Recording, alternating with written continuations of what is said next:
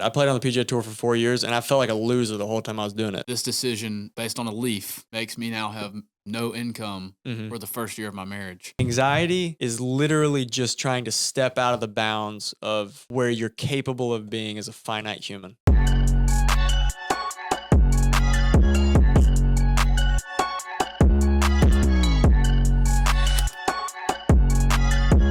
Man, it's good to be here. This is fun. We're actually doing it.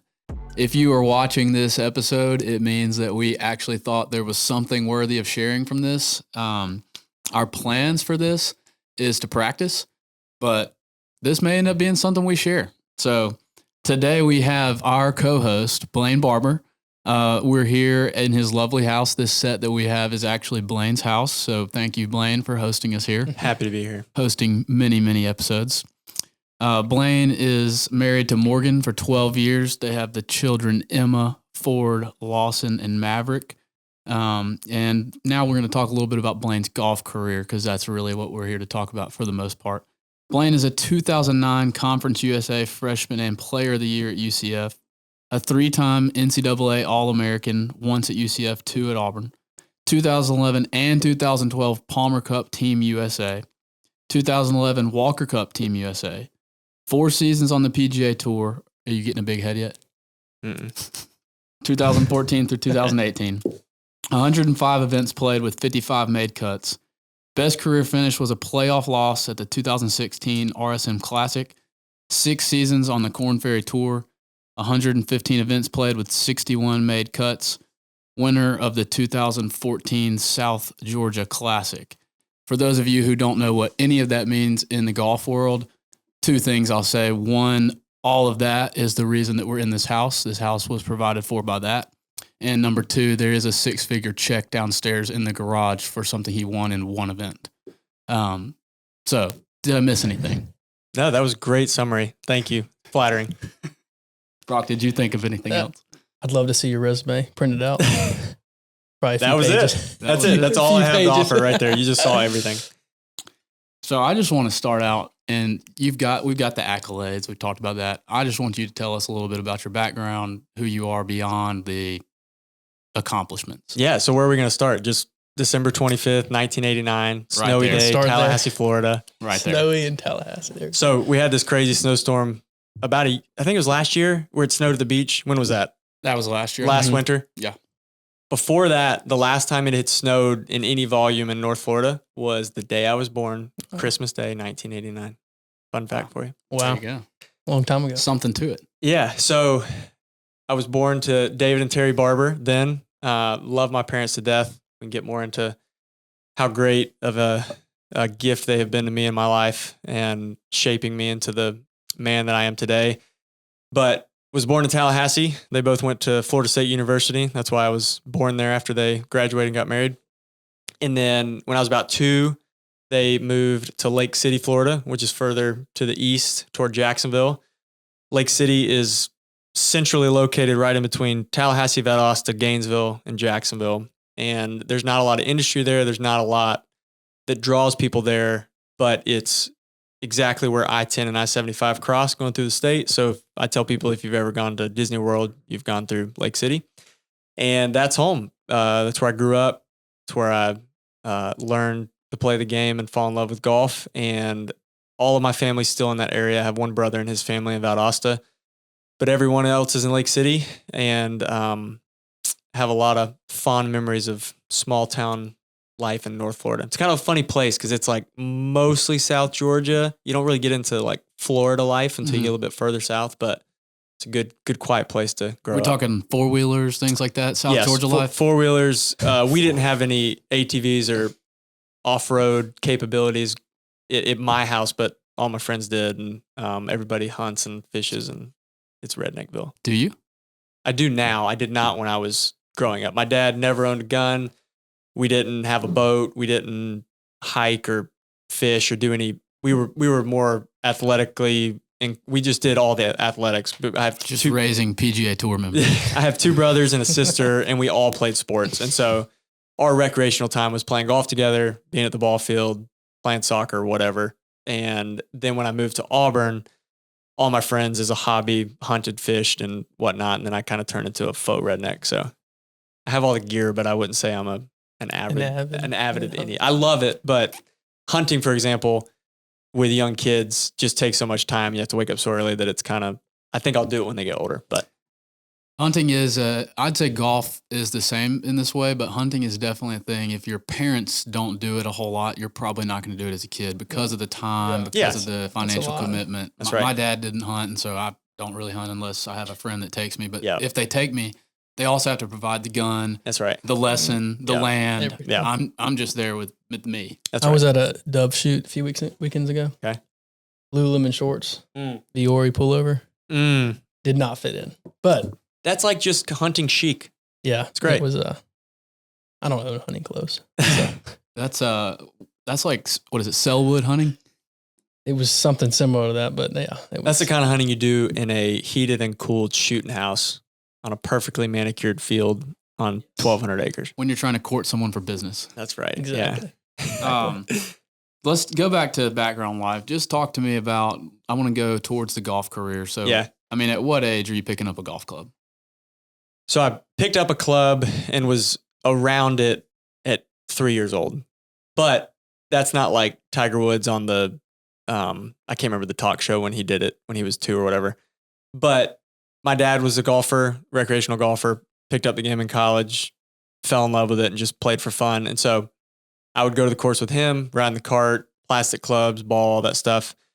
And my mom still swears by this story to this day, but when I was 7, I told her I wanted to be a professional golfer. 7. So when you're 7, you want to be a dinosaur or a cowboy or an astronaut. I don't remember saying that, but she swears that I did. And first memories around golf are kind of from 7, 8 years old of realizing that I liked it. I've vividly, one of my earliest memories, childhood memories, period, but relating to golf. We had come home from church on a Sunday and my dad was sitting on the couch, putting on his golf shoes and wearing his golf clothes. And we had the PGA Tour on the tube television down on the ground. It's probably black and white. And that's a joke. And I remember he was going to the course and he was going to take me. And I was like watching the TV and then thinking about what he was doing. And I was like, are there going to be a lot of people there watching us play today? And he's like, no, that's just the PGA Tour. That's like there. And I was like, oh, okay. So that was kind of an early memory that I have. That's at 7? I think it's probably 7 or 8. I mean, it was pretty young. So played my first tournament when I was 8. Once again, that's very low key. Quail Heights Country Club is where I grew up playing. Shout out Quail Heights. My parents still live on the 3rd hole there in Lake City. That's where I learned to play the game. Semi-private, but you could literally show up semi-private. There was memberships, but you could show up in jorts and a wife beater and be fine. Buy a 24-pack of Natty Light and off you go. Or don't buy it and just bring it. Or just bring it. Grab it from the car. But they still live there. I still play there occasionally when I go back. And they had a junior tournament every summer called the Junior Invitational, which regrettably I never won, which is one of my... Anywhere close? I mean, there was always some guys from South Florida that would come up and play, and they would always just wipe my face on the golf course, just tear me apart. But that 8 years old, I think, is the first time that I played in that event. And, kind of started playing more from there. Did any of these guys make it to the tour later and you competed against them? So, the one guy that always would come up from the Daytona area was Wesley Graham. He was a good friend. Wesley, if you hear this somehow, hey buddy, it's been a long time. Wesley played at Florida State. We're the same age. He was the number 1 junior golfer in the country when we were in high school. Wonderful player. And then had a solid college career, but didn't play much after college. But Wesley's one that I think of. And then there was a few other, I can't think of any other PGA Tour guys that would ever come to play in that. But it was kind of it was a big event. It was a fun event at the time. This was before national junior events popped up more on the scale they are today between the American Junior Golf Association or, there's just so many junior events you can play in nowadays. It was a different world, but that's where I got exposed to tournament golf. Wesley, congratulations on owning Blayne. I hope that you turned out all right. You did every year. We'd love to have you on. I'm trying to think. I find it interesting. I had a friend that I grew up with that ended up playing golf in college, and at Washington. Okay. His name was Patrick Sims. We didn't keep up, but he was out there every day. We've become a big name dropping pot already. Yeah, we have. Just got to give credit where credit's due.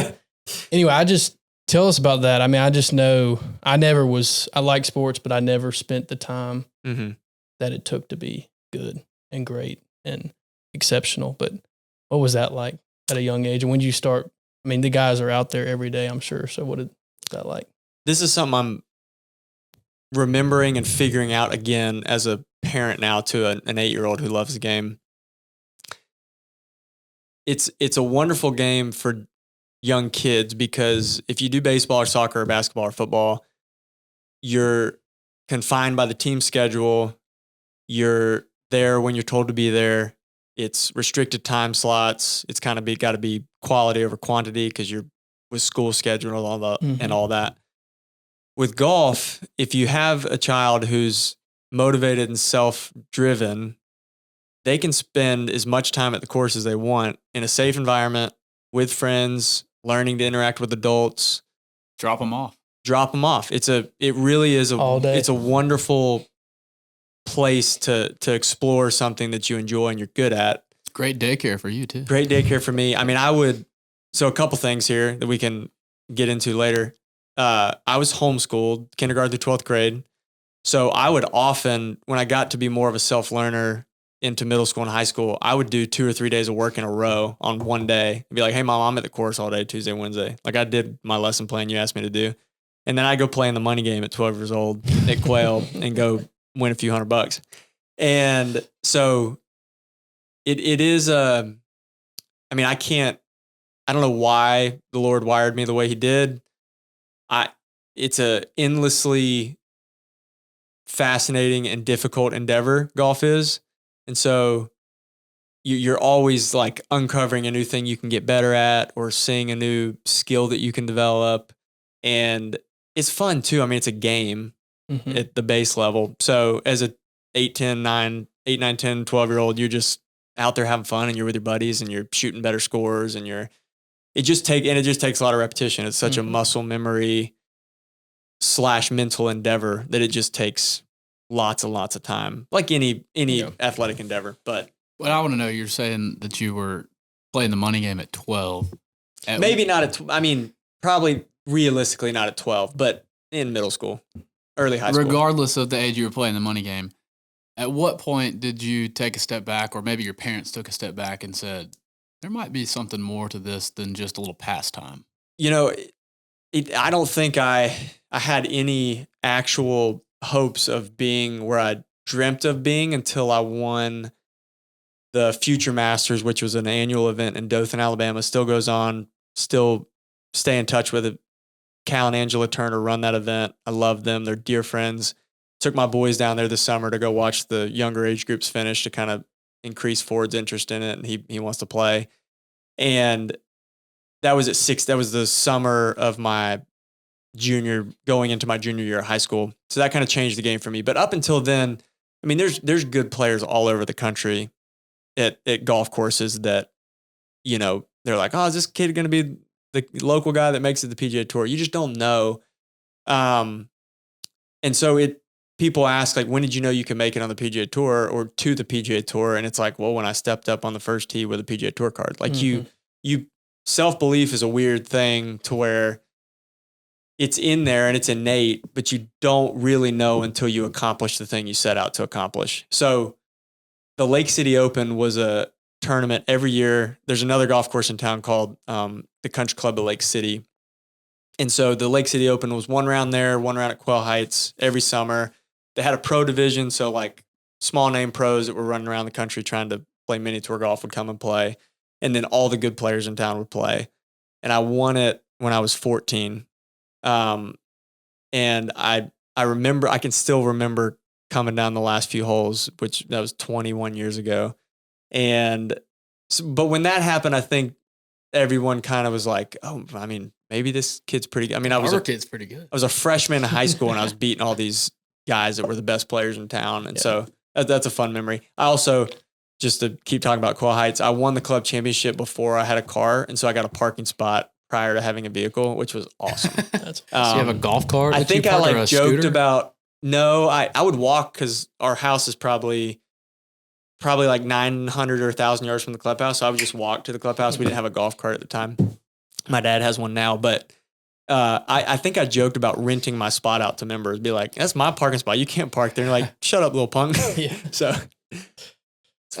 you said, so funny. you know, with the self-belief, you don't know you've made it until you've made it or accomplished the thing you set out to accomplish.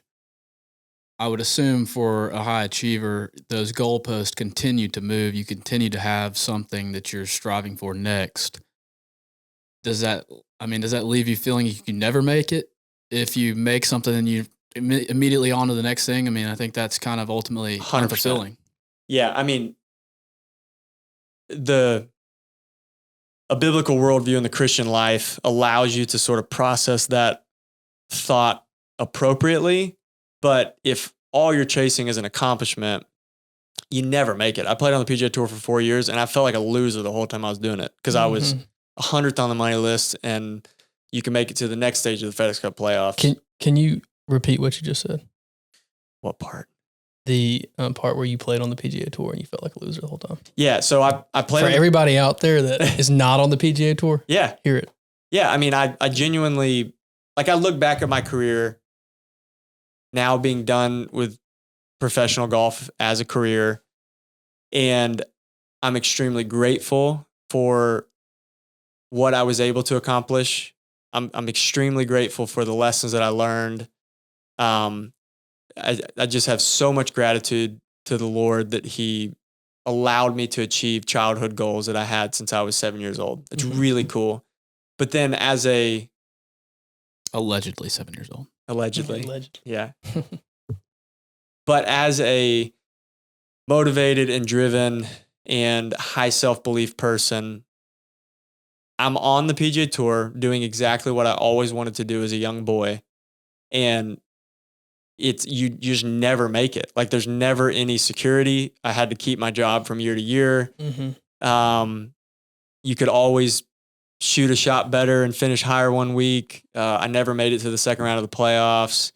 I played the comparison game. You get there and you're like, okay, well, now I'm here, but there's so many guys that are better than me, or there's this hole in my game and I got to fix it. And it just becomes this,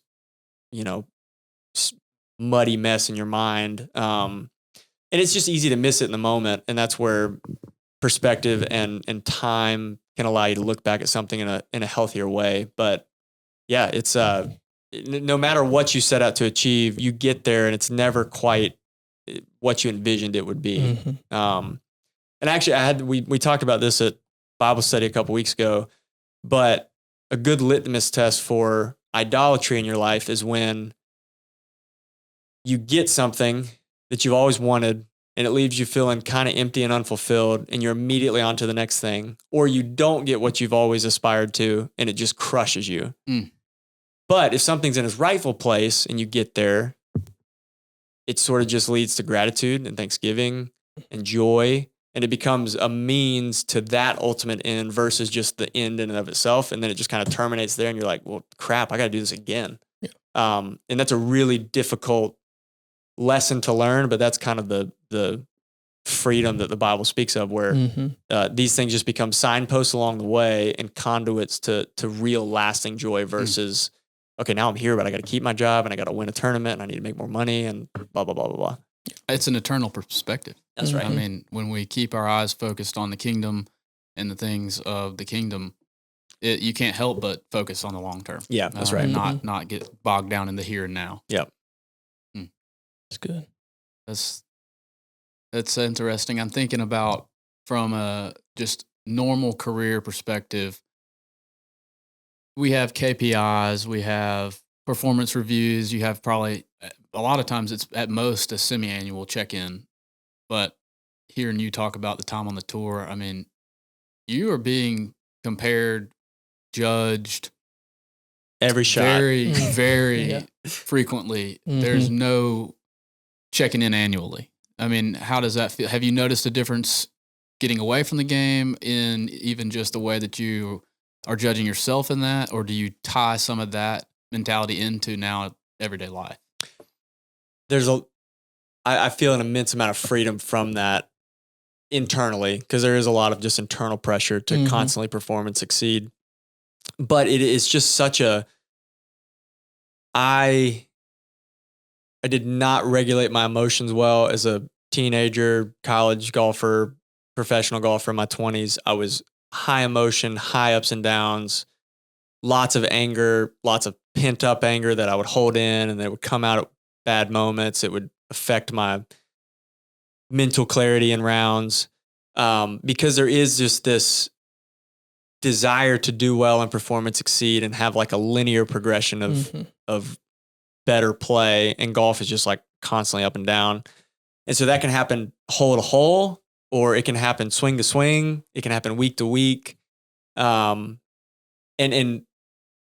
what's unique about golf compared to quote unquote normal career, and I actually want to talk about that because your experience is your normative life in the world. And so this is what he has me called to. Yeah. I mean, that was just my normal, that was my job. And a lot of people look into it and speculate and think it's really grandiose and cool, and it has those things, but that was just work for me. I mean, that was the way I was providing for my family.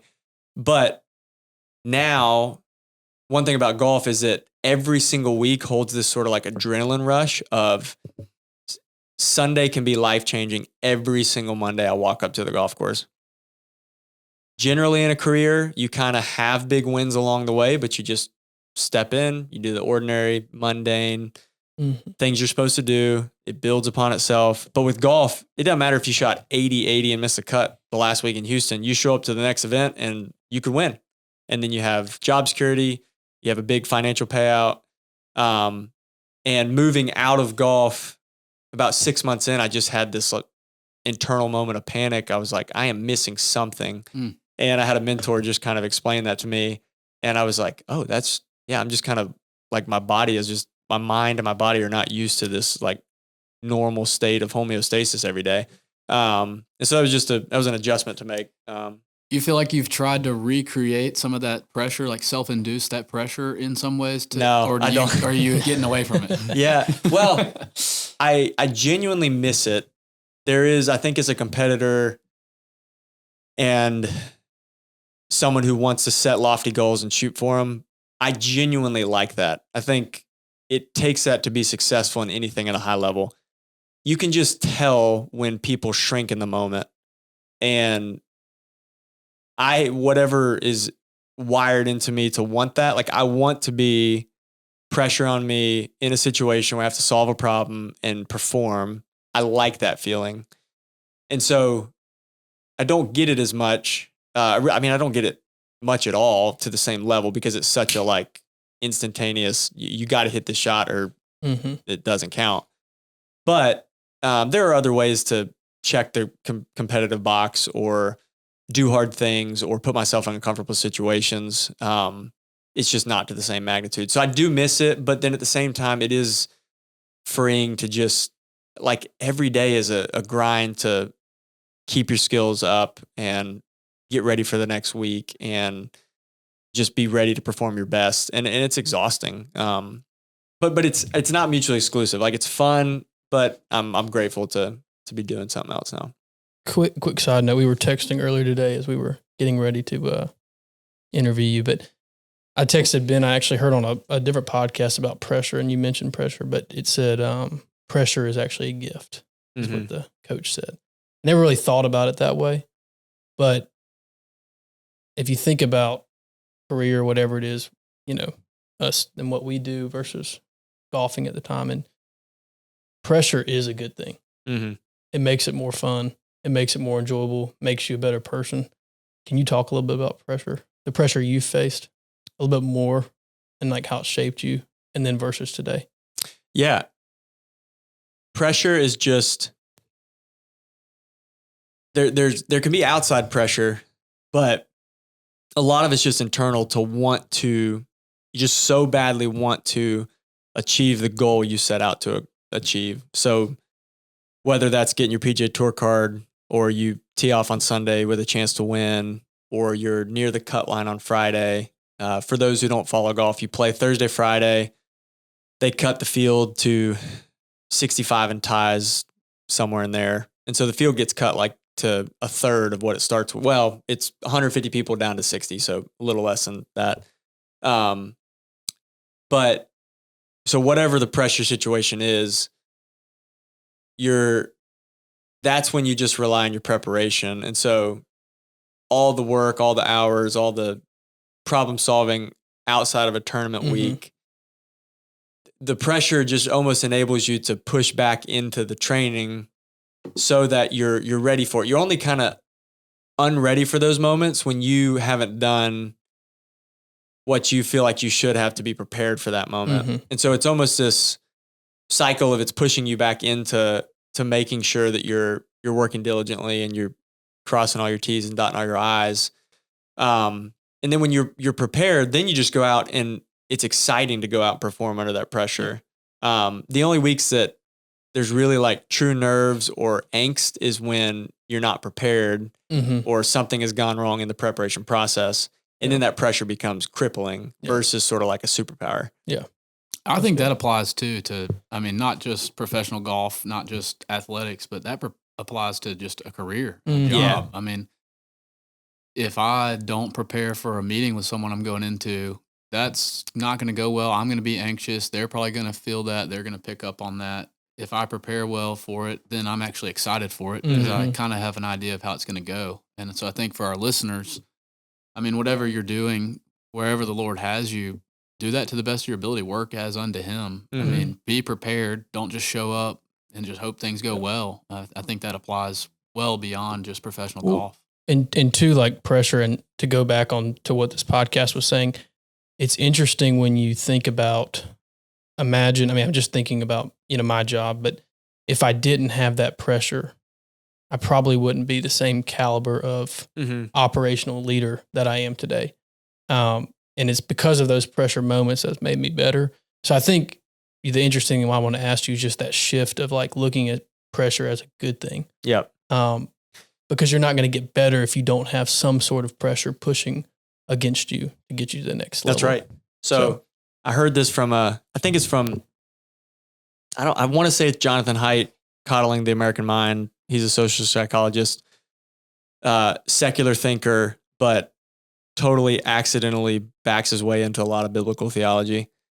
And it's funny how that happens. So you think of the idea of a diamond. A diamond's created through like intense pressure of, I look like an idiot right now. I can't think of it. I've heard of it. Or we are not experts. We're here to talk about whatever the Lord's given us. We don't know about diamonds. I took geology freshman year. Diamonds are made through intense heat and pressure, right? You can kind of think of three different substances here. You can think of glass, plastic, and rubber.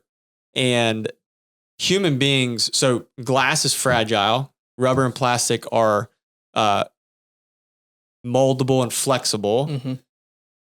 Human beings and like the creation of a diamond are anti-fragile. So they actually, the more that you pressure them and put them in comfortable situations and make it difficult, you actually get better. You actually improve through that process. And so like the intent of the conversation I heard was you have to give kids enough bandwidth to play in dangerous situations where they're not actually going to be harmed, but they could fall and hurt their leg, or they could, scrape themselves running through the woods, or they could take a ball to the face playing dodgeball, because you have to give them enough ability to adapt as human beings to be fully formed people. And so whether that's pressure at your job or doing something difficult in the gym or working hard at whatever your craft is, the more pressure you face is actually just refining you and making you better at it. Which is an extremely biblical principle. Yeah, that's exactly right. We are told suffering produces endurance. Amen. Amen. We know there will be trials. We are not promised an easy life. As much as we'd like to have a comfortable life, we're not promised that. We are promised that He will give us what we need to make it through. And so that is a very biblical principle as well. That's right.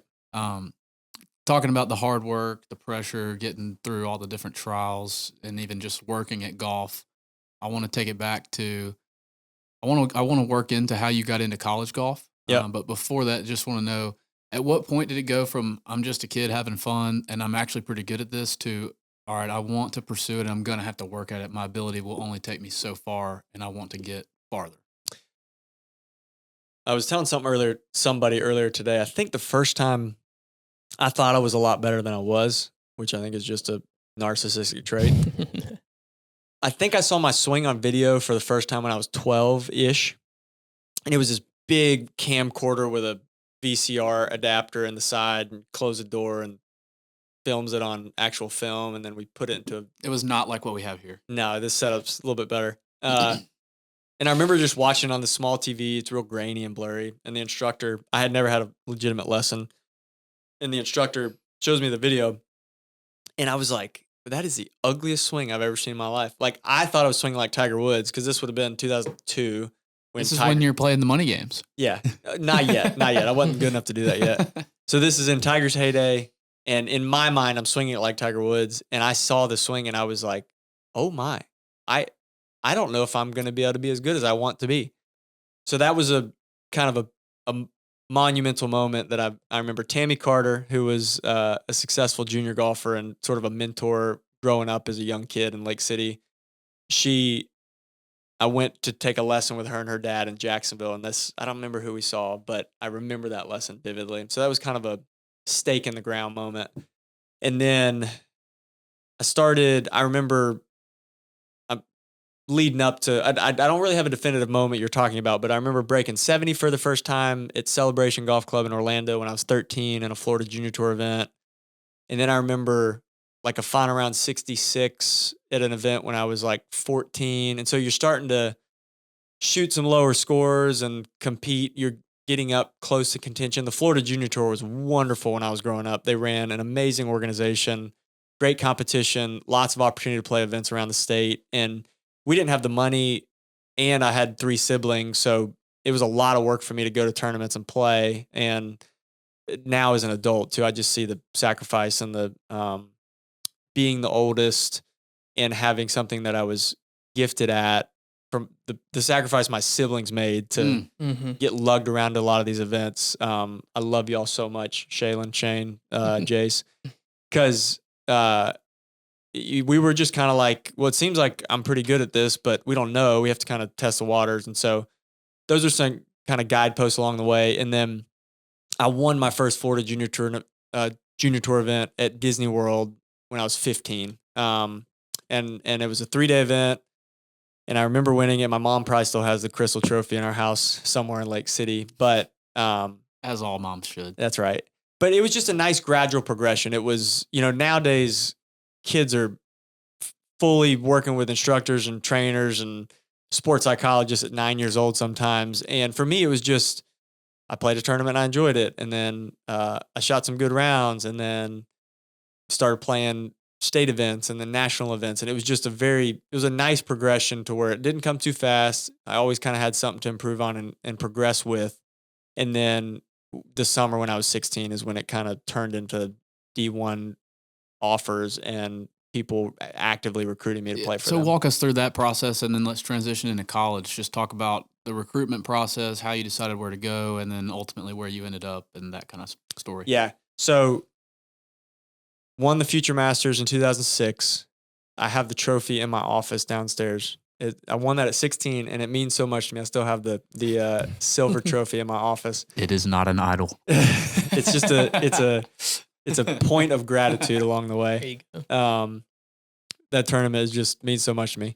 So I won that event, and shortly after that, I started getting conversations from Auburn. Coach Griffin at the time was here. He'd been at Auburn for a long time. He was well into his 20-something years here at Auburn. And then a week later, I played the Florida State Junior Championship, was, the biggest boys junior championship in the state every summer. I'd never played it before. And I had just won the Future Masters a couple weeks prior and showed up. And this is a funny memory that I actually recounted the story recently. I can't remember why, but I went to the river with some friends and we tubed and knee boarded all day on Saturday. And I woke up Sunday and I've never been so sore in my life. And we drove over to Jacksonville to Timaquana Country Club. And I got on the first tee. And I don't think I warmed up because we had come from church or something quickly on that Sunday. And I remember hitting my first tee shot 100 yards right in the trees. Like I don't think I could touch my arms in front of my chest this way because it was That's my every shot. I was like, I am going to If I make shoot contact. a million this week. And I ended up winning the tournament. And that just sort of changed the game. There was 2 big wins in like a 2.5 week span. And that was, I remember Coach Kleinard, who recruited me heavily out of high school and is in his 18th year at Auburn University, national champion head coach. And I believe the number 1 team in the country right now. I remember him riding around and watching me that tournament. And so that kind of really turned up the recruiting game then. But he wasn't at Auburn at that point, correct? He wasn't. So he was at UCF, and kind of to fast forward a little bit, I was recruited by my final 4 options and kind of where I wanted to go were Auburn, Florida State, Florida, and UCF. And it ended up coming down between FSU and UCF. And I love Trey Jones at FSU. He has a great program there. He's still there. They've had a ton of success the last few years, and he's coached and molded a lot of great players. And at the time, I mean, FSU's facilities and offerings were miles ahead of UCF in terms of facilities and resources and being in the ACC, and football was still at a height at that point in Tallahassee.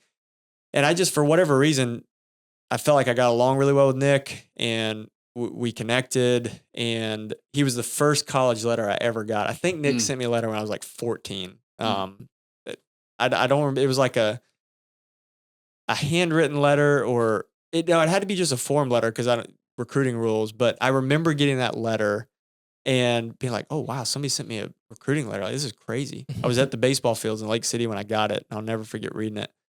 And so I just felt like Nick was going to give me the opportunity to get where I wanted to be. And so I kind of took a gamble and went to UCF, which was the smallest of the 4 programs. And we went there and had an extremely successful freshman year. And that was his, I believe, 8th season at UCF at the time. He had taken that program from in the hundreds ranking wise all the way up to we were top 10 in the country that year. I played in 08, 09. Wow. And then about 2 weeks after the national championship, I went down. He was my swing coach, full-time swing coach. And I went down to take a lesson and work with him. And in the hitting bay, he was like, hey, I got offered the job at Auburn and I'm going to go and I want you to go with me. And I was just like, I like UCF. I like Orlando. This is close to home. We have a good thing going here. What are we doing? And so I kind of Had you ever been to Auburn at that point? I had. You had? So I took a visit to Auburn. And Blayne lives in Auburn now, for those who don't know. This is home. We are This is sitting home. in Auburn, Alabama. Auburn is home, and I've been here for forever, and I love it. And the visit, so this is 2007. I'm a junior in high school, and I'm making my decisions coming down, figuring out where I'm going to go. And we come to Auburn. My dad went to Auburn for 2.5 years before transferring to Florida State and finishing there. So we come to Auburn on this visit, and Coach Griffin's great. Ryan Cabbage, who's now the head coach at UNC Charlotte, love Cabo. I saw him a couple times this summer. They were wonderful, and we get here, and a good friend of mine, Tyler, who was from South Florida, was also being recruited by some smaller schools. But we were going to a tournament in Atlanta together, our families. The Herndons were close friends of ours, and we kind of were traveling to tournaments together. And I asked, can Tyler just come on the visit with us, even though he wasn't being recruited? So the Herndons were here. I remember we ate lunch at AU Club, and then we walked into the Student Athlete Development Center, which they refer to as the SADC. And we walked in there, and this is the first time in my life this has ever happened. And this kind of leads to, we can plug the storyline in as the journey progresses. But I remember I just started feeling lightheaded and faint. And I don't know if I passed out or not, but I just remember ending up against a mural of like academic accolades for student athletes or something like on the floor, and they were getting me water. And I literally do not remember another second of the visit for hours after that. Oh. I kind of have this like vague memory of being like sprawled out in the team van that Coach Griffin drove us around town in. And we pulled up to the airport because part of recruiting is like we fly on jets. We fly on the Auburn jets to tournament. So it's like a cool recruiting tactic. And we pulled up to the airport and I have a very vague memory of the hangar and being in the van and like literally being comatose in the front seat of this thing. And to this day, I have no clue what happened that day. But it's ironic that I ended up in Auburn because I basically said no, not for any reason other than I don't really remember the visit. I felt like Coach Griffin was getting towards the end of his career and it felt like too far away from home, even though it was only 4 hours. But that event, like, kind of started a flicker in me of being anxious about like my health. It turned me into a hypochondriac, I guess.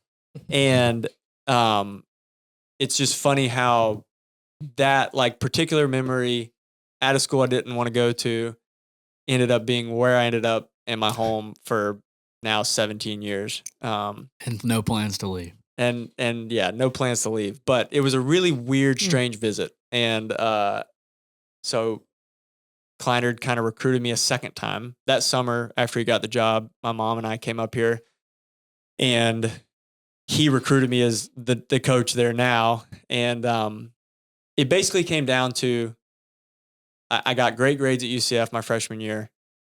And coming here, they were going to make me do 10 hours of study hall a week, which is standard for transfers and freshmen. And I told Coach, I was like, Kleinard, I am not coming here if they make me do 10 hours of study hall. He's like, I mean, that's a little steep. Like, the academic department, that's what they're requiring. Courtney was our academic advisor, Courtney Brinkus. She was great. And she basically relented, and then I got all A's that semester. So that was Homeschool education. That was the make or break. I was like, I want those 10 hours to be hitting balls and not studying at the SADC. Well, that's what you were used to. I mean, that's what you grew up. Like you said earlier, you would go just get my work Monday, done. Tuesday, get the work done. Wednesday, Thursday, we're hitting balls. Now, I totally understand Auburn's position, but it was just funny. I felt bad asking for that. And then I was just honest with Kleinard. I'm like, I'm just not going if you don't ask, it's a no. That's right. The answer's already no if you That's don't right. ask. That's one of my favorite sayings. What'd you get on your ACT? Not good, like 26. That's pretty good. Is that good? I mean, it was like middle of the road fine. I didn't get a 26. I might be overstepping there. Maybe 23, but it wasn't like, it was passing. That's still pretty Kids good. these days, I think they like just study 35, away. all Yeah, of them. Oh, I yeah, think it's like crazy. You're not doing good if you didn't get a 30. I didn't have a good SAT score either. I'm not a good standardized test taker. No, I'm a good neither am regurgitator of well-taught information. Entrusted is brought to you in part by Primo Golf Apparel. Based out of Utah and built on a simple belief: golfers are athletes. When I first partnered with Primo, I was proud to be their first ever professional ambassador because what they were doing wasn't just about fashion, it was about function. They were among the first to introduce golf joggers to the game, and they changed how golfers thought about performance wear. Today, Primo's lineup goes way beyond joggers, from polos to outerwear to shorts to leisure wear that actually moves with you. Every piece is designed for golfers who train, grind, and compete, whether that's in the gym, on the range, or in life. So, if you want to look sharp, move freely, and represent what it really means to be an athlete on and off the course, check out Primo Golf Apparel. You can visit primogolfapparel.com and use code Entrusted for 15% off your next order.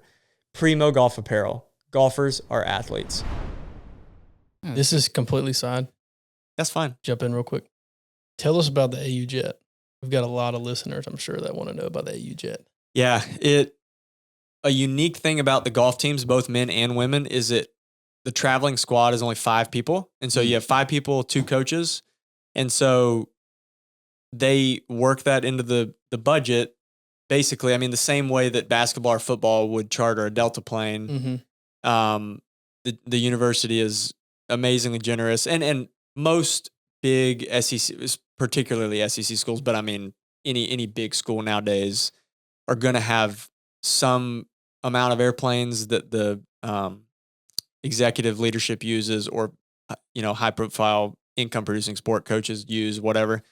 And I mean, we flew 3 to 5 times a year. Did you ever have any rough air experiences? Oh yeah, lots. They're very choppy. Yeah, I've heard the AU jets had a few. They're just the one that we flew on when I was in school. It's been a long time, but was a Citation, but like a smaller body jet, so it's quick and fast, and like I mean you're at a cruising speed. You're off the ground, wheels up, quick, but then it's light. So I mean, like if it's a summer hot day with thermals and stuff, you're just like, it's pretty bad. But that doesn't bother me. I kind of had fun, but there would be guys like, yeah, no, white seats, yeah. Sorry, that was completely side. No, it's good. Side note, We're just yeah. talking. It's a very cool experience. Yeah, very awesome experience. Not many people get to fly on the AU jet. Yeah, it's a really, really cool thing. Grateful to be able to have done that. No. Talk to us about college and early high school or late high school too, if that was a part of it, but just kind of as formative years in your life and specifically your faith, kind of how that looked like. I know college golf fellowship, pretty big part of your story. So just want to hear some more on that. Yeah, so I was born to 2 Christian parents, have a beautiful Christian lineage, both directions in my family tree between my mom and my dad's side. Was raised in the church, which I would encourage anyone with children, no matter where you stand on the spectrum of faith, that's a great place to start, is just build your life around mid-Sunday morning in your local community at a place you can plug into and be involved in regularly. And then as you schedule your week, work it back from right there, because we're all hearing truth claims everywhere the whole week. And if you can be at a place where you're going to hear the truth regularly, it can drown out all the false narratives you walk in the other 6 days of the week. So and the rhythm and community of that too. I mean, yeah, is so important. Absolutely.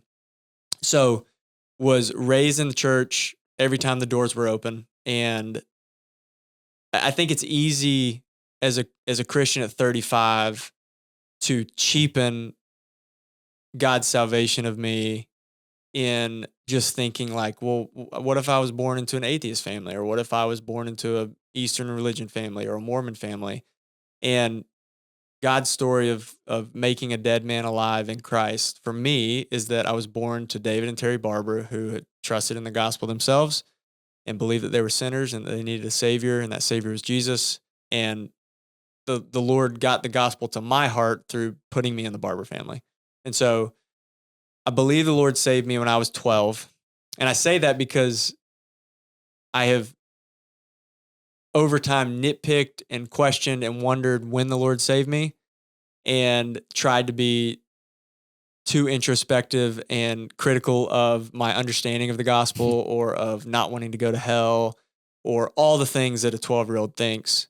But I recognized that I was a sinner, and I saw my friend Eli, who is now another resident of Auburn and still a dear friend. I saw him give his life to Christ at that age, and it propelled me to want to do that. And I remember praying to the Lord, laying on my right side in my bed at 12 years old after that cheesy Christian concert we were at where Eli trusted in the Lord. And I asked the Lord to save me, and I think he saved me there. And then it was, good gracious, as it had been a slow crawl since then, Sanctification. 23 years ago. And so I would say at 16 is when there was a recognition of like, the Lord calls me more into this relationship with him and obedience to him, and not just doing things the way I want to do them when I was 16. And then when I got to college golf fellowship came into my life. It's a ministry that I'm still extremely close with to this day.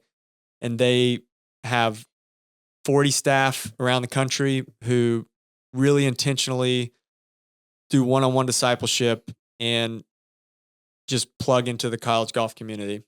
And then that has spread to doing ministry on the PGA Americas Tour, the Korn Ferry Tour, the PGA Tour, some live stuff. And they just have a presence all over the golf community now. And I met some staff guys when I was in high school, and then was introduced to that ministry in college, and had some great discipleship through Corky Kemp and Brad Payne and Stephen Bunn. And now my younger brother is a staff guy with College Gov Fellowship. He's been working with them for about 6 years. And so those guys, and then my local church where I attended when I was in Auburn, and my friendships there really were just formative in keeping me on the rails in pursuing the Lord, and in diligently working at the craft and the gifts that I was given through golf. And that kind of led me to my time in college here at Auburn. I mean, talk to me about, with that, you're going through college golf. It's very competitive. Some of this anxiety is sitting in, I'm sure, at this point. You're probably having to, I guess now you're having to work a little harder at it. It's not just a hobby as much anymore at this point. Or is it still I think a lot in of college it's still like I kept having success. I finished top 10 at NCAA my freshman year at UCF, and then won the Florida State Am that summer by 9 shots at TPC Sawgrass.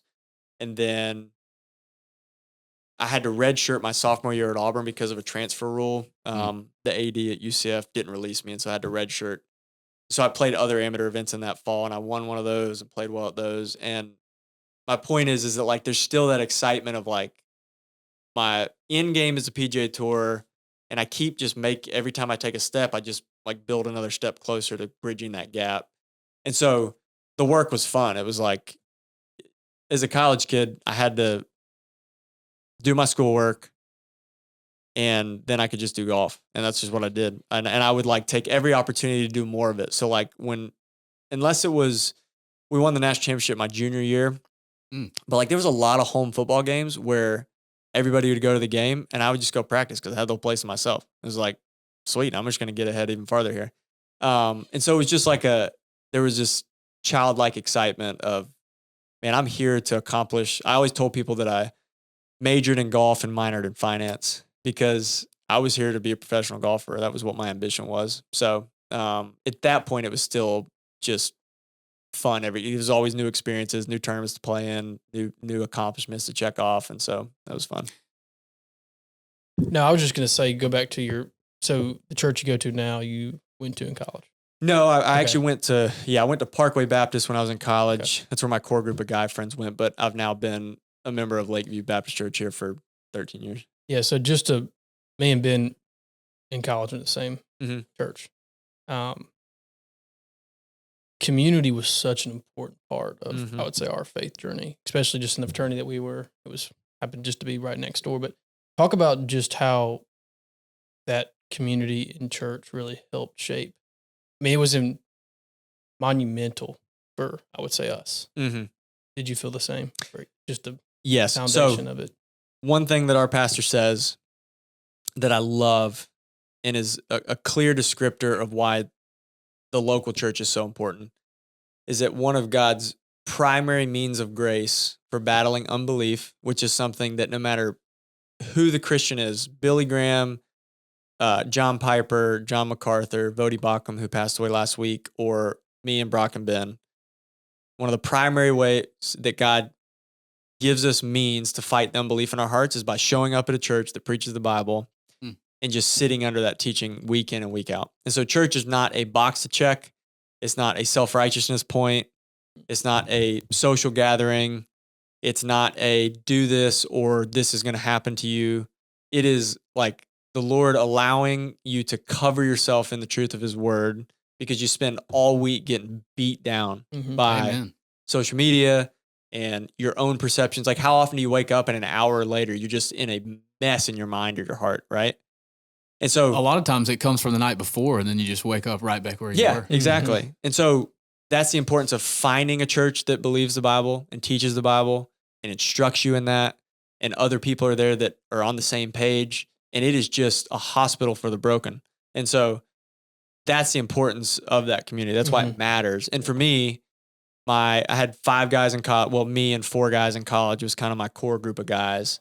And they all went there with me, and we all did life together, and we all confessed our sin to each other together, and we talked about spiritual things together, and we struggled with girls together, and we had bad days in class together. It was just like, that is the Christian life. Life's not to be lived alone, but especially when you're in right relationship with God and you're striving for the life He calls us to, you're not meant to be a lone ranger. And so that's why it's important to find a church. And that's why isolated Christians or Christians who say, I don't believe in the institution of the church, or I can just do this on my own, I'll read my Bible by myself. That's just bullcrap, because that doesn't exist.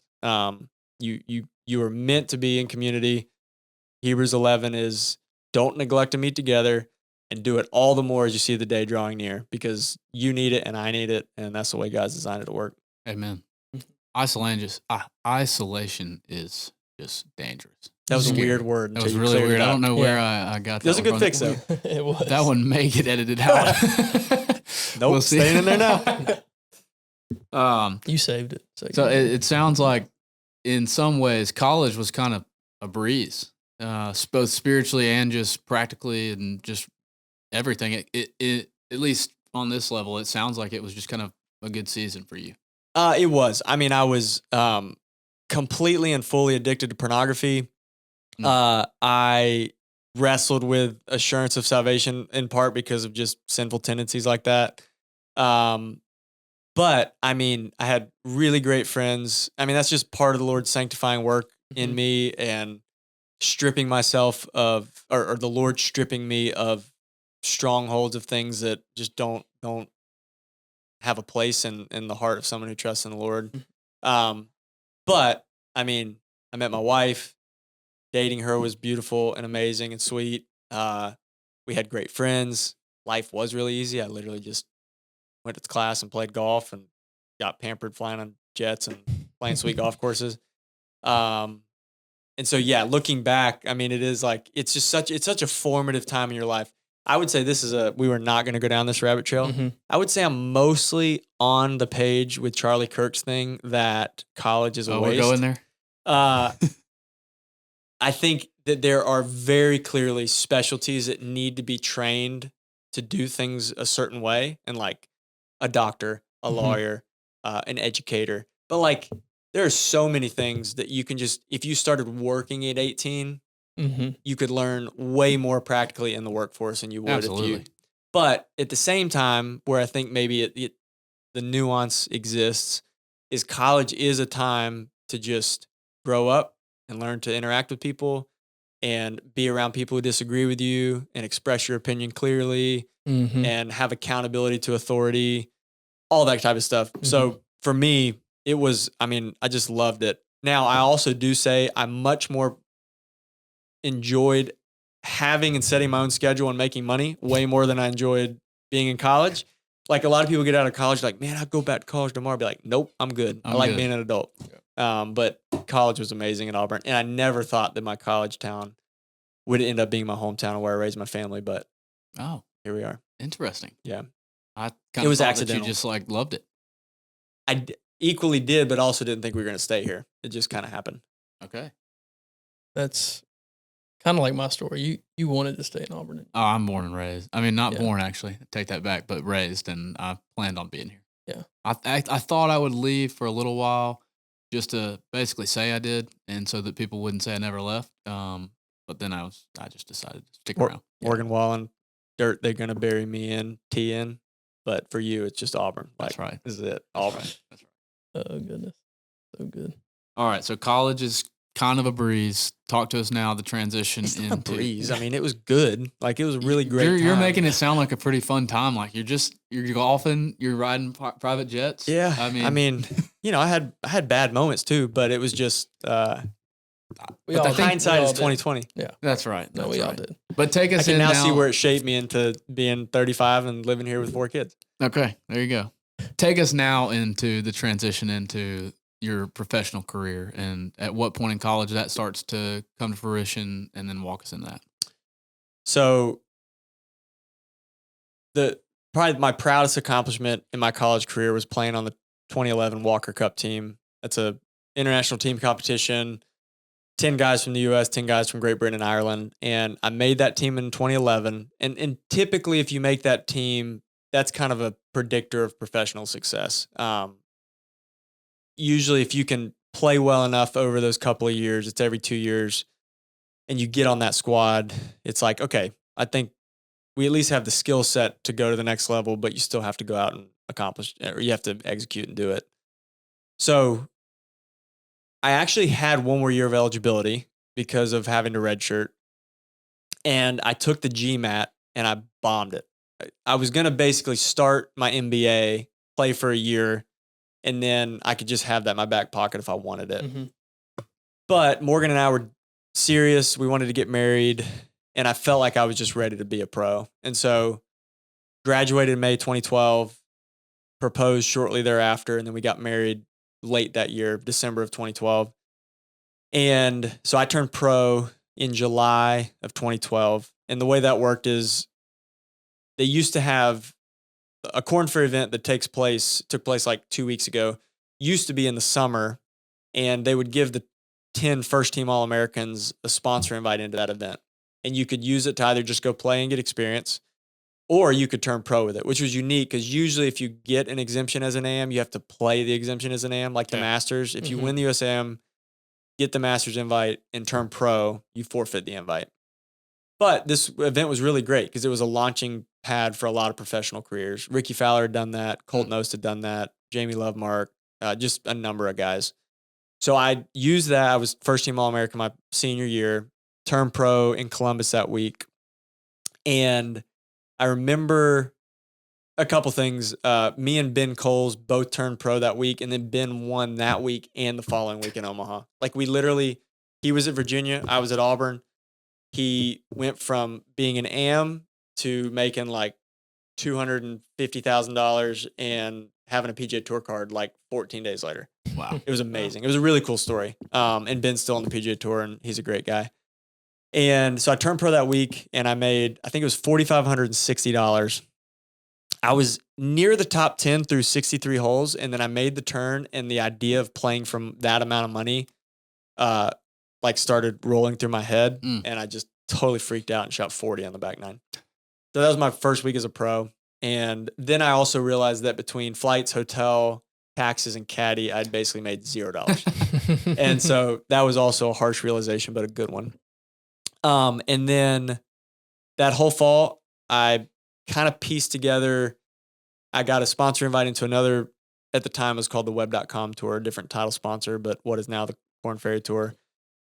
And then I played a bunch of mini tour events, and I ended up winning. I think I won 5 of 7 that I played in or something like that, and just had a great fall. And it was also the last year that the PGA Tour Q School allowed you to go straight to the PGA Tour. So it was 2012, and they're like, hey, we're cutting this off after this year. So it's kind of a big deal for all of us young guys coming out, like who can get to the PGA Tour right now. Because if you don't get it this year, it's going to be 2 years because you're going to have to go to Q School the following year, get your Corn Ferry Tour card, Web.com card at the time, and then play the Web.com Tour for a year. So you're really like, delaying it for 2 full years almost if you don't get it done. And so I went to the other funny thing. This is just transparency, real life here. I turned pro, and between all those mini tour events and stuff, I made like $80,000 that fall, and owed a lot in taxes and all the expenses and things like that. But I was like, this is gonna be the easiest job ever. Like I'm single. I'm getting married in December, but I'm like single. Every time I show up to a tournament, they just hand me a check for $10,000. This is great. Like professional golf's easy. Little did I know. And so show up at Q School and breeze through the first stage of Q School. And then an entire situation blew up and I got disqualified. So talk about that. It's a long story. Let's go there. Okay. Starts with a leaf. Starts with a leaf. I don't know about this, by the way. Really? I don't know. Okay. So this story has been written about. It was a big deal when it happened just because I'm just a bonehead and it was really strange and unique. It hadn't happened before.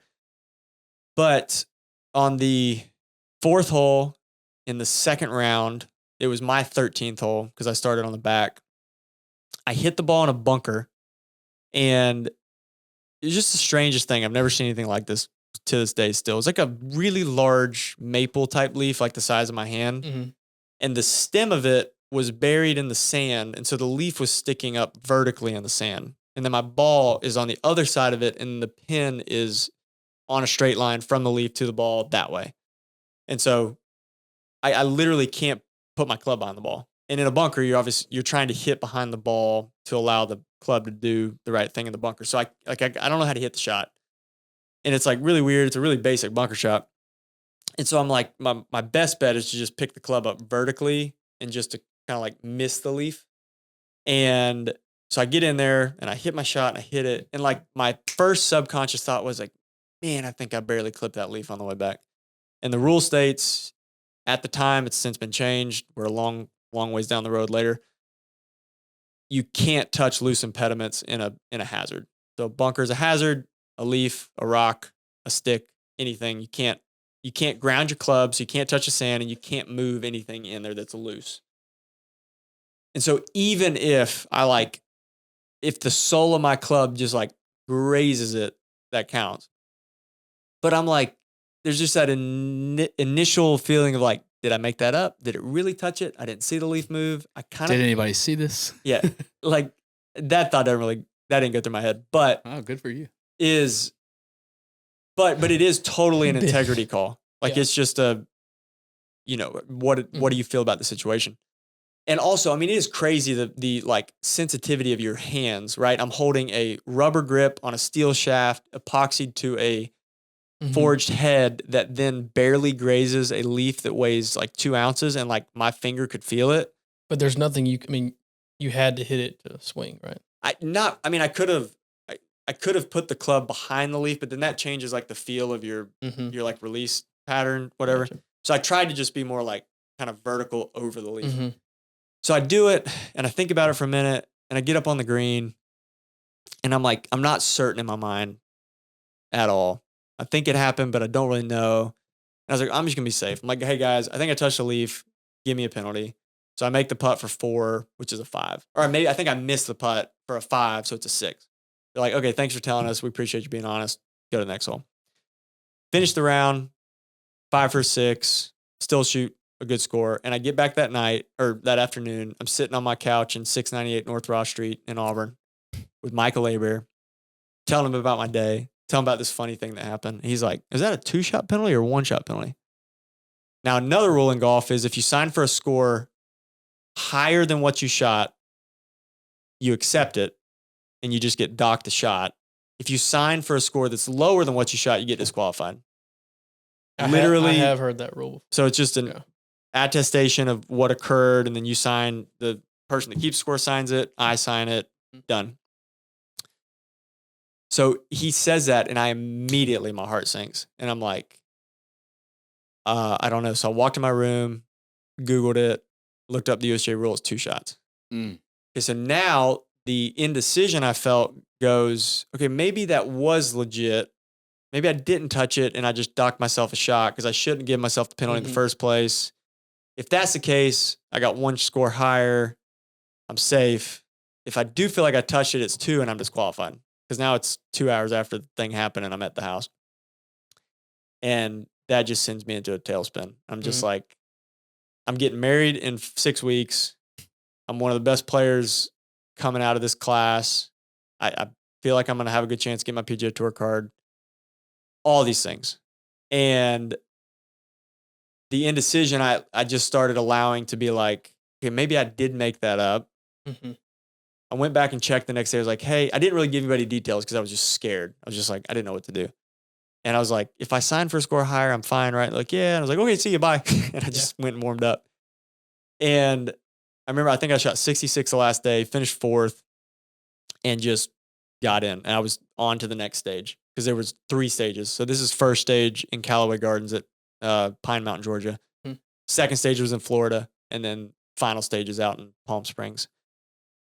And for the next 4 days, I just couldn't sleep, couldn't stop thinking about it. I'm out on the Auburn facility, like recreating the instant in my mind. I'm putting leaves in the sand. I'm like trying to feel the same thing. It's just.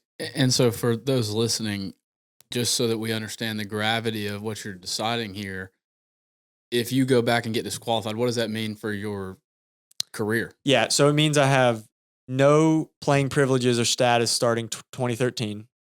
So I have no income.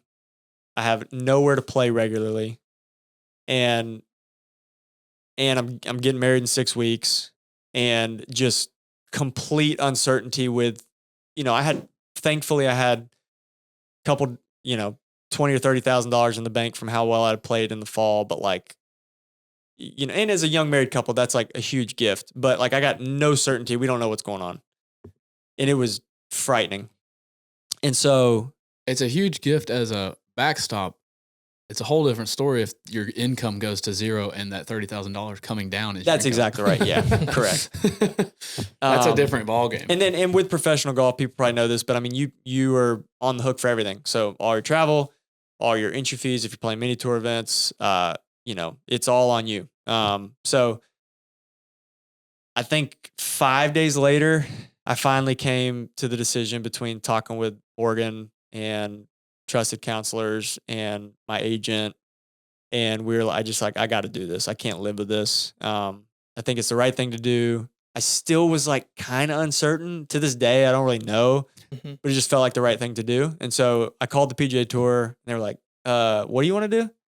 Like that finished 5 days ago. And so they were like, let us do some research and get back to you. Nobody's ever done this.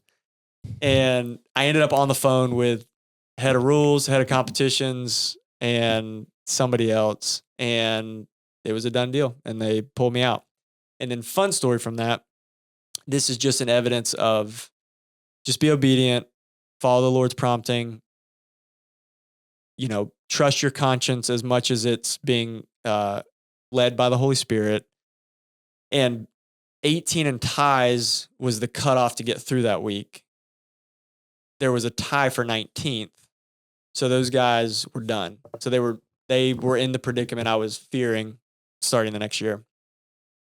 When I pulled out, it changed the leaderboard to where all those T19 guys are now T18. So they're all into the next stage.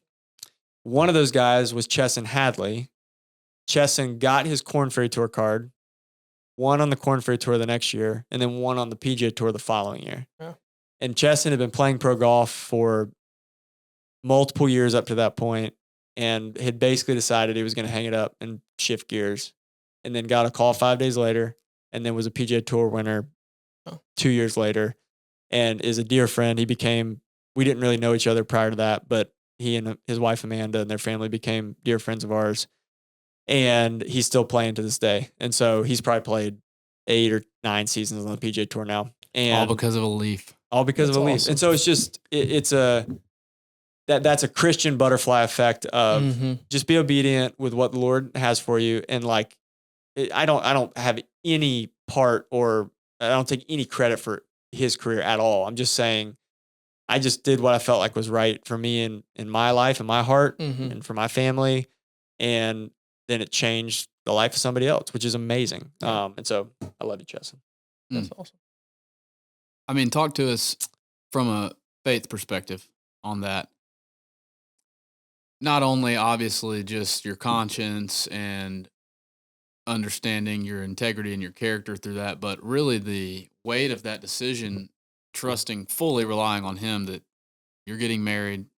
This decision based on a leaf makes me now have no income for the first year of my marriage. Yep.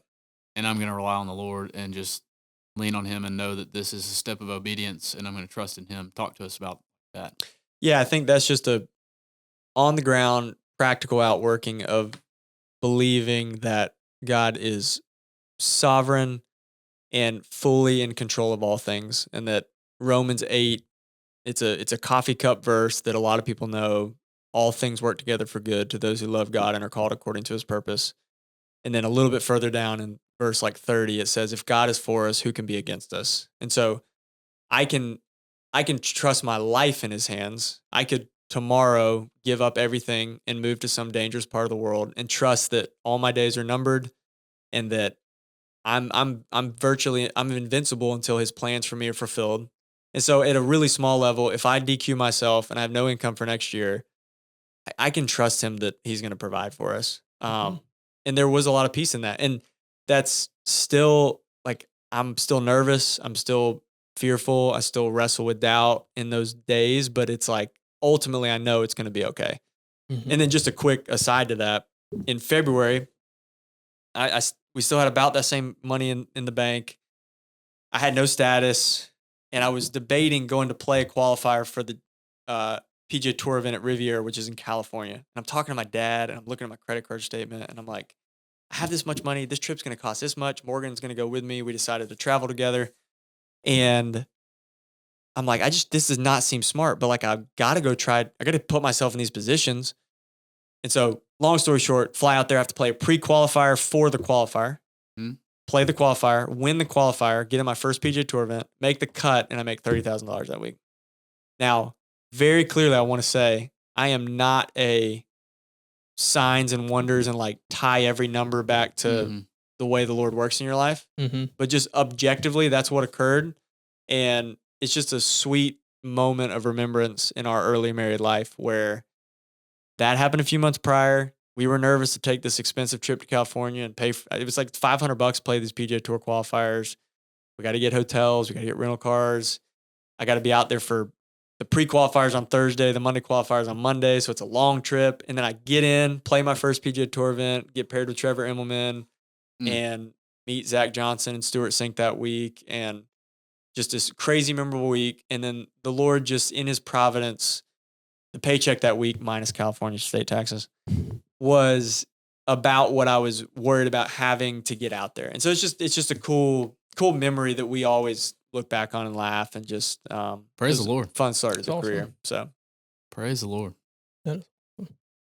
But what's a unique, something I haven't really talked about publicly is many of my friends and deep relationships know this stuff, but that event at Q School really started this like deep rooted OCD level fear and anxiety with rules stuff my entire golf career that just like, that was kind of the first little seed dropped and then just grew into a forest in my life. And that is a big thing that as I'm out on the PGA Tour navigating, competing and trying to be successful and accomplish the things I want to accomplish, like every day was just a grind because I was always scared. Like, am I going to make a mistake and then make a mistake on top of the mistake because I didn't know what the rule was? And it was just a really difficult thing. So people see that, that event when it happened, they're like, this is ridiculous, or how do you not know? Or, but that one event was like transformative in a bad way. And it took years and years and years and years to play with like any sort of freedom, not thinking that I was just going to constantly mess something up. So, well, 15 years later, it's a great story to share. Hey, thanks. People. 15, is that right? 15 years? Sorry, I got away from the mic. 13. 2012. That's awesome. Round up. Yeah. Well, just on a side note, from a worldly standpoint, doing the right thing seems to be the way to go. I'm just thinking about my job, and I'm sure your job. It's like we have so many choices we make every day, but making the right one, making what you think would be good for the other person and the other outcome, just showed right there. So I appreciate that. And I never heard that, and I don't know if you had, but I had not heard it from him. No, very, very impressive. I just, a lot of people. I mean, not to boast you, but I mean, it's just very. I'm grateful that, I mean, it's just it's an evidence of truth that, it doesn't, whatever my part in that story is just to deflect the fact that you do the right thing and you can trust the Lord, and then you can take another step and you're going to be okay. For sure. Since you opened up the door to the anxiety conversation, walk through us a little bit of that, how that played out throughout the rest of your career, day in, day out. What have you learned from that now? How was the Lord faithful in that? And just go along those lines. Yeah. Golf was certainly most of my identity in my 20s. It was too much of it was an idol. It was, I definitely did my best to handle that appropriately at the time. And there was repentance, and there was doing my best to trust the Lord with it. And when you're a public figure doing what you've always wanted to do, making a lot of money.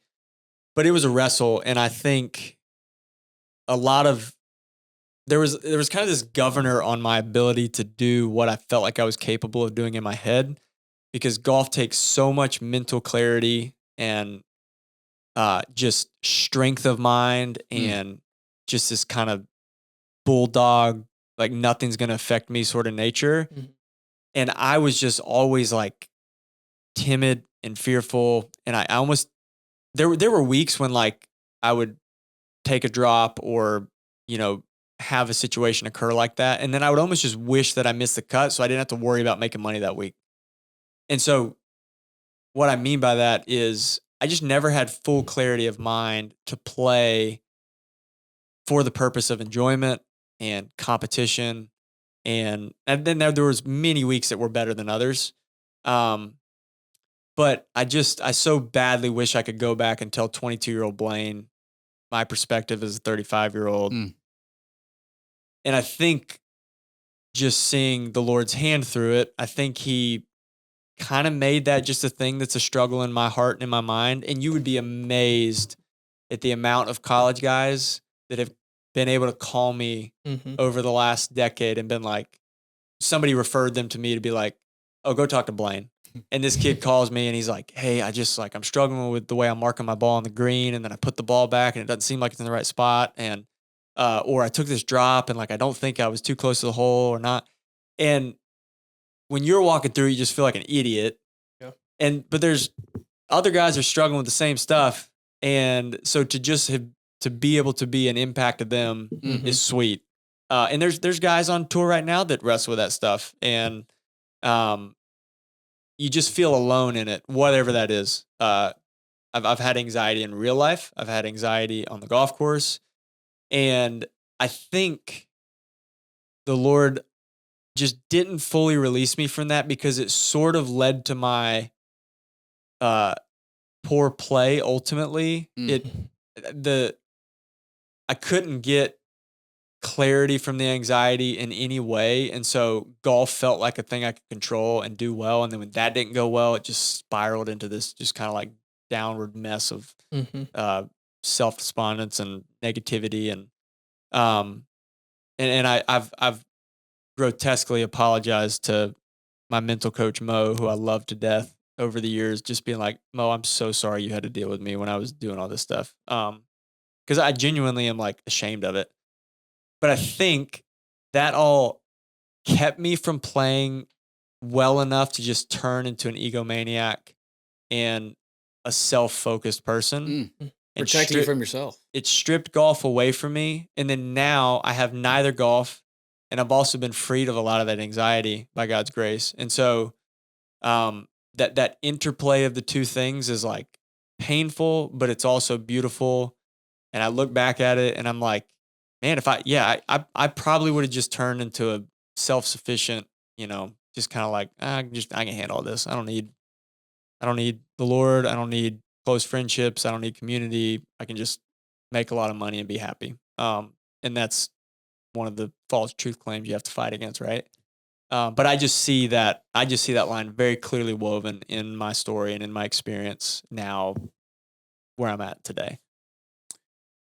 One thing I think so interesting about us as believers, just in all aspects, at least for myself, it's so interesting that it seems so much easier to run to him with the quote unquote big things. So, you almost made it sound like it was somewhat easy, no brainer to make the right decision to disqualify yourself and take away your income for a year.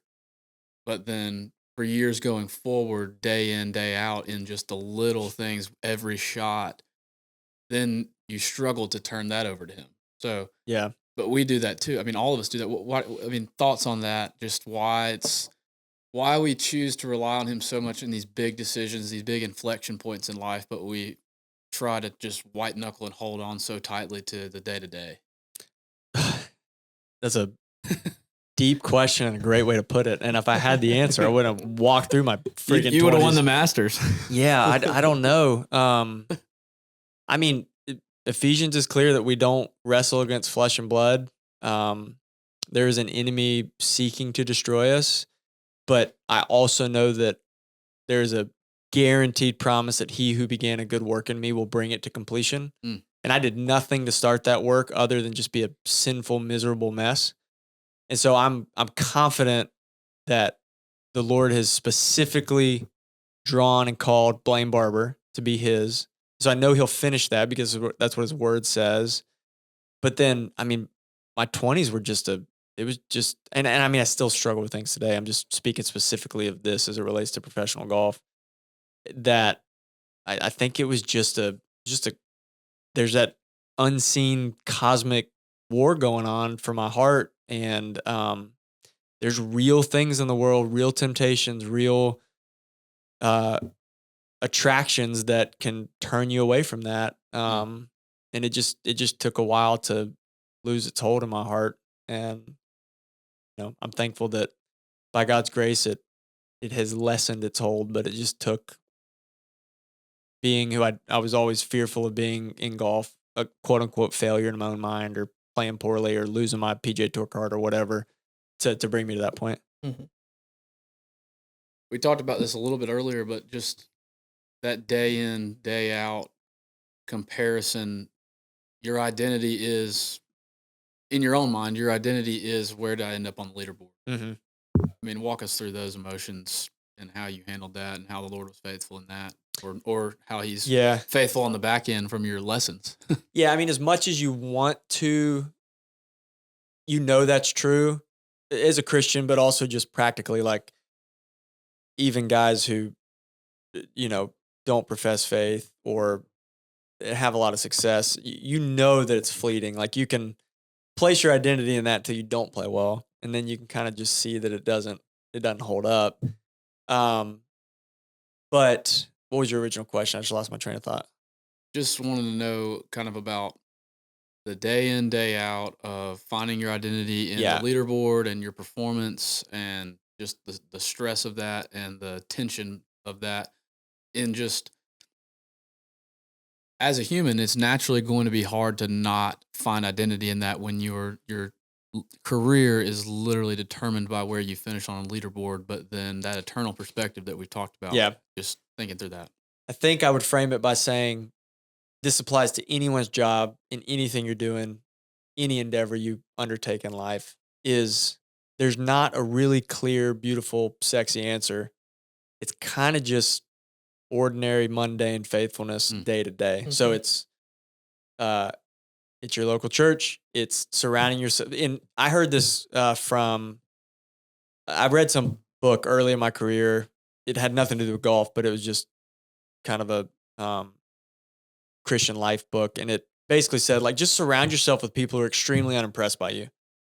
And I had a lot of amazing friends in Auburn who, like, didn't care that I played golf at all. Mm-hmm. And that was really awesome. And I see that now as just a sweet gift that I could just come home and, like, be away from golf.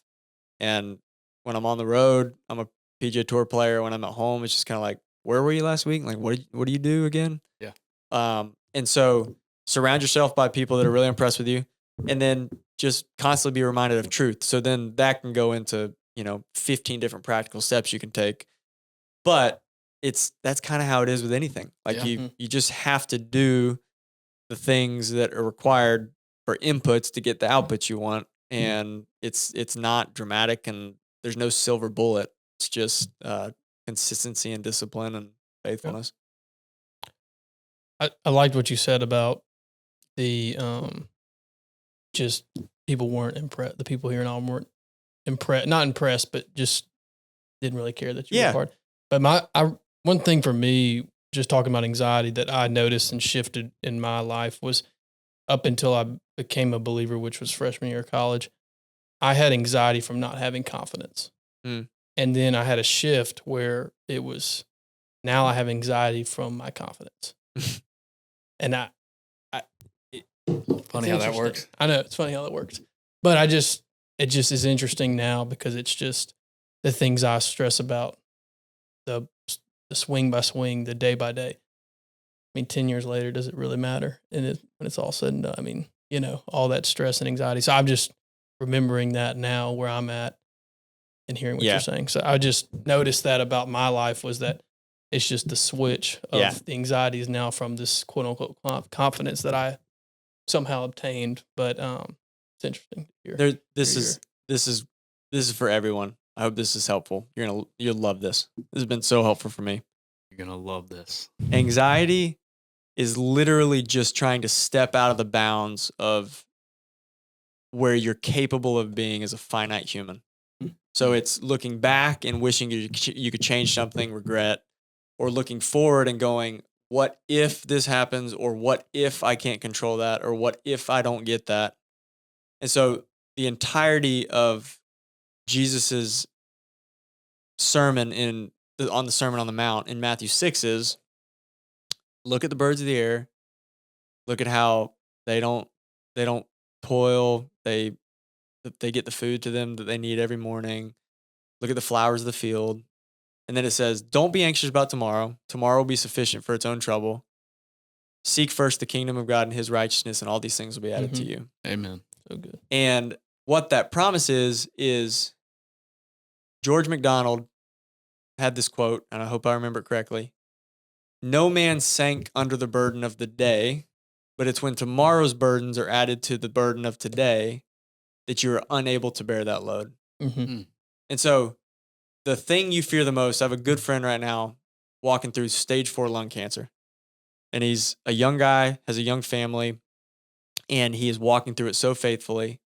And I guarantee you 2 years ago, if you'd have told that guy, hey, you're going to have stage 4 lung cancer in 2 years, the thought of that would have produced so much anxiety in his life. Absolutely.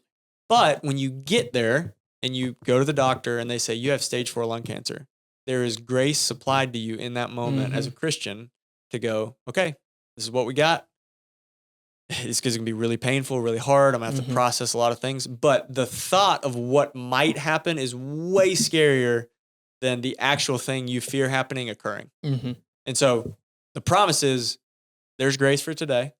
And it's when we kind of step out of that circle and we go like, I kind of want to know what tomorrow's got. Yeah. That's what, so anxiety for the believer is, don't be anxious about anything, but in everything by prayer and supplication with thanksgiving, let your requests be made known to God, and the peace of God will guard your heart. It doesn't say I'll take the anxieties away, I'll make you feel better, I'll give you extra strength. I'm just going to guard you, and it's still going to be tough, but just trust me. And by prayer and supplication, let your requests be made known to God. I think that's a great segue into, you made it through your career. He sustained you. He guarded you throughout the anxieties that you struggled with. He was there with you through all of that. And so bring us to the end of your career, 2022, the first end, kind of walk through that. Yeah. And then let's go towards the second end of False the career. start. So this is just a cool story of God's intimacy and his work in each one of us. I thought this was more of a emotional decision. I was playing bad. I was kind of grumpy. I was ready to be done. And so we just decided like, I'm going to be done after this season. So I kind of had a fun flurry at the end. I think I had like 3 top 10s and 4 events to finish the season, but then didn't get to the postseason because I had played poorly prior to that. So I thought I was done. It was tempting to sign up for Q school, but when that deadline passed, it felt like closure. And so that occurs, and then my, at the time, 5-year-old broke his femur in the driveway riding a scooter. And so basically, Morgan was 36 weeks pregnant with our 4th. Ford has a body cast on from sternum, just above his sternum, all the way down his broken leg, and then to the knee of the other leg. Wow. So he's immobile, and he's heavy. If he has to use the restroom, Dad has to take him to the restroom. Morgan's 36 weeks pregnant. She can't pick him up. If he wants to move from the couch to his bed, like he cannot move. He is in a cast like this. I don't mean to laugh. No, I mean, it was shocking. Brutal. For 8 weeks. It was like COVID again because I was completely constrained to the house. I couldn't. How old was he? 5. Wow. I mean, I was bouncing off the walls at 5. I can't imagine. It was wild. I mean, So and if I have claustrophobia, so I mean, I would have been just Oh. panic attack after panic all attack. of it, yeah. So I mean, I could barely leave the house because if I leave the house and then Ford's got to use the restroom, like Morgan can't He's do done. anything. So I was just there. And if I had been pursuing golf, I think I'm done. If I'd have been prepping for Q school or playing, it would have been stressful and just not ideal in any situation. And now I see where my heart wasn't quite ready to be done. I was giving it up because I was just mad. Mm-hmm. I was able to be there and care for Ford. We had Maverick. I was able to be there to, help Morgan as we made that transition. And so that is what prompted me to be like, I think I need to give it one more go in 2023. And so that's what led to me playing 2023 season. In 2023, tell us how that went. Yeah, so then I kind of became a new pro again because I didn't play Q school. I didn't have status. So I had to go play qualifiers early in the year. And I grinded through multiple trips down and back to South Florida to play some of those for the Korn Ferry Tour. Wasn't even the PGA Tour. I was just trying to get Korn Ferry Tour starts. And then got through one, shot 66 in Huntsville and ended up getting in the event that week and played great. I think I finished 7th. That was my first start of the year. It was like April. So it had been a few months of grinding and kind of waiting for that breakthrough. And then I was in contention for some of that week, had a good top 10, and that kind of propelled me into the remainder of what of that season was left, and kind of played hard and ran through the finish line. And we had set kind of that summer, we had started the conversation. We have 4 children. This is a tough life, a lot of time on the road. Dad's gone a lot. How can we do this well? And so we just set the parameters. I'm going to go to Q school. If I get back to the PGA Tour, we'll keep running. If not, we're going to shift directions. And so that's what we did. And saw a little 82 to open Q school, was in dead last, and then fought hard coming back. And Pause. Don't tell us. Okay. Before you tell us that, I sent Brock the video. So Oh. just walk us through kind of that. You've shot 82. I don't know where you're sitting. There's a pool in the background. It was in Dothan. I was staying with some friends. Okay. And I think the what stood out to me that I really appreciated, I think it ties in well to really what we're trying to do here. And I may be misquoting you slightly, but you're sitting there, you're clearly a little dejected, down, but also there's also a piece to it as well. And you said, I just hope that what I say here will be an encouragement to someone who is going through discouragement, someone who has something they want and they are discouraged by it. And so then you kind of went into your whole spiel. So just talk through that a little bit, because I hope another chance for it to be an encouragement for someone. Check out my Instagram, Blayne Barber AU. I don't remember exactly what I said, but it's easy to pray for things, and then you're doing it because you just kind of want things to turn out the way that you hope they turn out. It's a vending machine prayer almost. That can be our default when we approach the throne. And I was praying for clarity, and I was praying that the Lord would just lead us. And He uses means to accomplish His ends. So God sits outside of space and time and is infinite and can speak into existence what He wants to occur, or He can use making a ball on a driver switch and shooting 82 to answer the prayer. And that's what happened. And so there was just this, it wasn't because I quit or I sucked or I suddenly just, didn't know what was going on. That happened. And so I'm going to your day. Fight like crazy the next 3 days. And I want to finish well. I want to run through this finish line. I don't want to just limp through it. And so that's just kind of the mindset I had. And I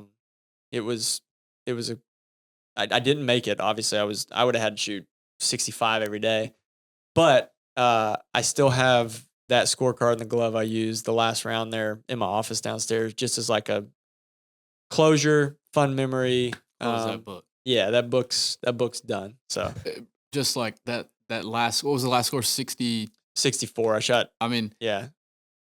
In your mind, how do you view that as a close and not a wait? I still got it. I mean, talk to that part. I mean, I still think I still got it today. Yes, sir. I like the confidence. I mean, I tell people all the time, I would still love to be playing, but I can't still be playing and also fall in line with what we want for our family and just what works for us. Like it just doesn't make sense. And so it was never, now I didn't play great the last few years of my career. I still felt like it was in there, but I was still trying to just sorting through some stuff that I lost along the way.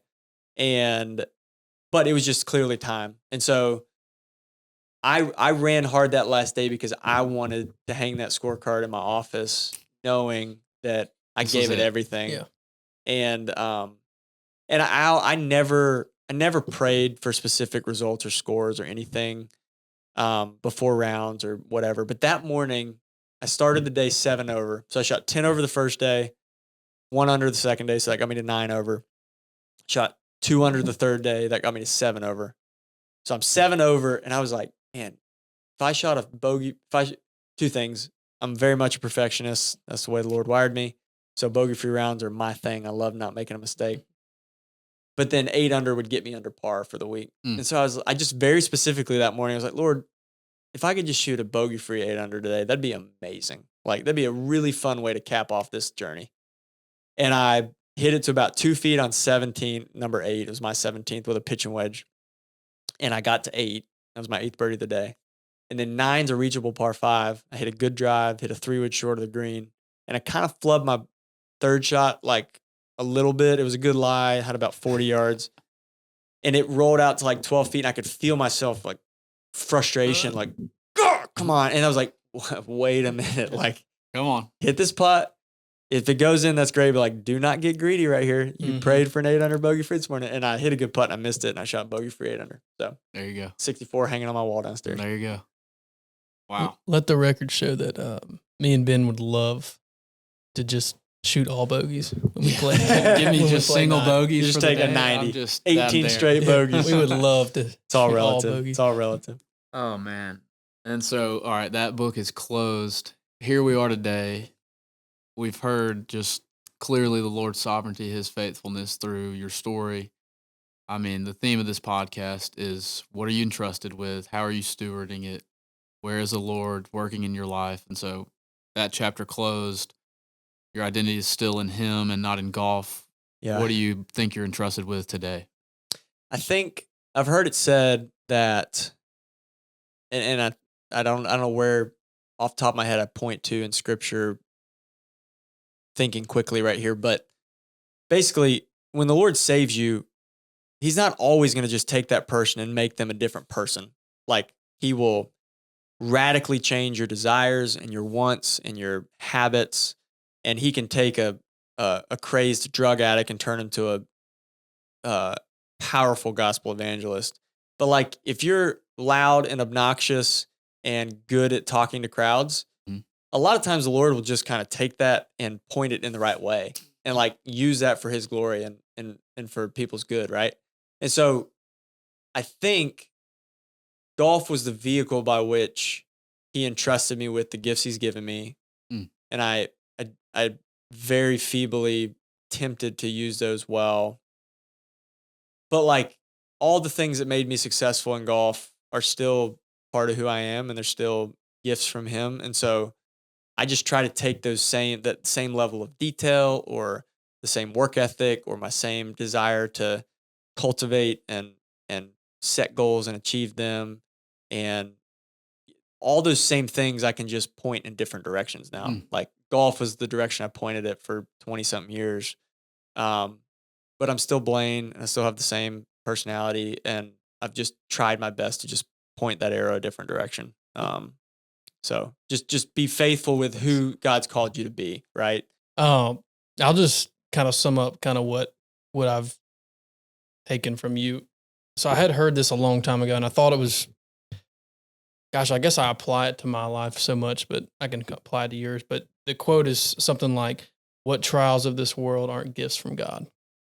And I think about like all of the trials that you've gone through and how all those God used for his glory. And whether it's sitting here today, 13 years later, sharing it, or 5 years ago or 10 years ago when you first started, ministering to college students. It's pretty cool to see kind of your trials and what you've gone through and how God's using them for good. And I think it's encouraging for us because we, in the midst of this whole podcast and what we've talked about, and like I said, we'll get to interview guests we don't know, but it's just for me, and I'm not going to speak for Ben, but I'm excited to kind of in this experience get to figure out what I'm not necessarily what I'm entrusted with today, as I do think entrusted, sometimes things we're entrusted with comes with time, but it is interesting to get to see just things that you have been entrusted with and get to hear that. And yeah, so thanks. I don't know, pretty cool story. I didn't know a lot of that. So that was pretty cool. So kind of on a personal story, I think one of the coolest things of just seeing the Lord use you in your boldness and your ability to just be a good brother to friends was we had a friend in our Bible study who was going through a career change and income was low, and you just really encouraged him like, hey, we were out in your garage working out, and you said, the Lord will provide, and it may not look the way you want it to look. It may be the way he provides is that you sell your house and you downsize and life gets hard, but that you use what he has already provided to you to do that. And then I think it was, I could get the timeline off, but it was not many months later that then you made a career change at that point.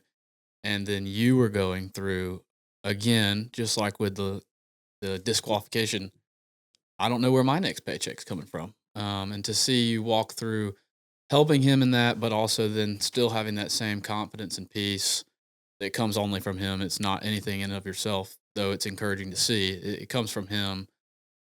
That was really encouraging to me. And I think specifically, I went home and told, at that point, it was my fiance, now my wife, that to see you walking through, not necessarily knowing where your next paycheck was coming, but still opening up the house that you have today to a group of, we probably had 8 guys that now have all run off, don't want to work out anymore. But that day we had 8 guys scared them off.